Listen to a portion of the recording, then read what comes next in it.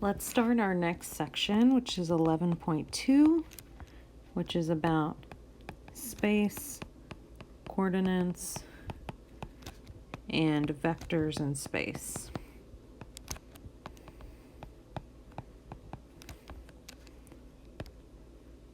So we're going to start with something familiar, which is a two-dimensional system.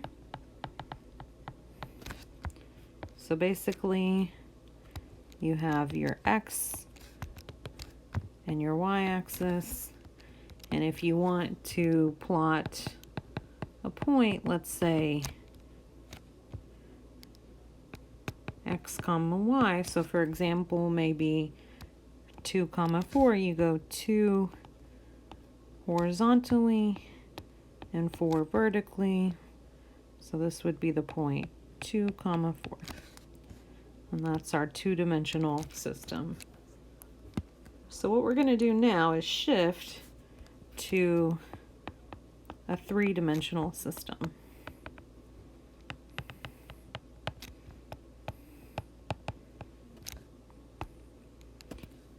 And we should be familiar with this. This is the world we live in. It's a 3D world.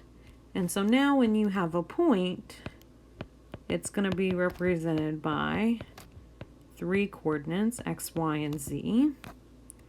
And so what does our graphing, our axis look like here?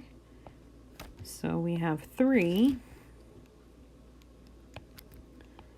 coming out. So this would be x, this would be y, this would be z. So we have our length and our width, but now we have this third coordinate, which you can think of as being like height.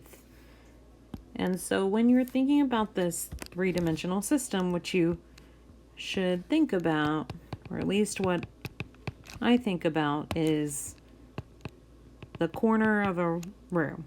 So think about the origin, which is this part right here. Here's the origin, as a bottom corner of a wall. So if you go to whatever room you're in and find a corner and think about that dot there as being that corner of the wall. So within the system we have planes. So there's the XY plane, which corresponds to all the points with height, with z coordinate being 0. So the height would be 0.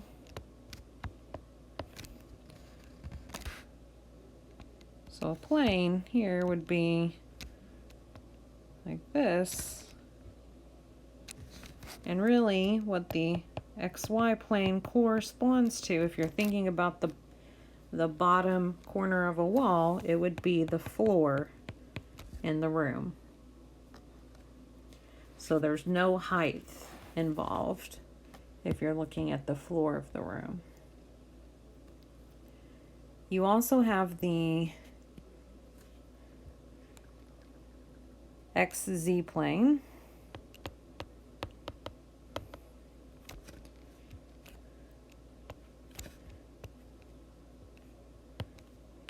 So in this case, the y coordinate would be 0. So if I draw a plane where the y coordinate is 0, all the points whose y coordinate is 0, it would run parallel there. There we go. There's my plane. And again, if I'm thinking about my example where I'm looking at the corner of the room, it would correspond to the left wall. And finally, you also have the YZ plane. It's where all the points where the x coordinate is 0.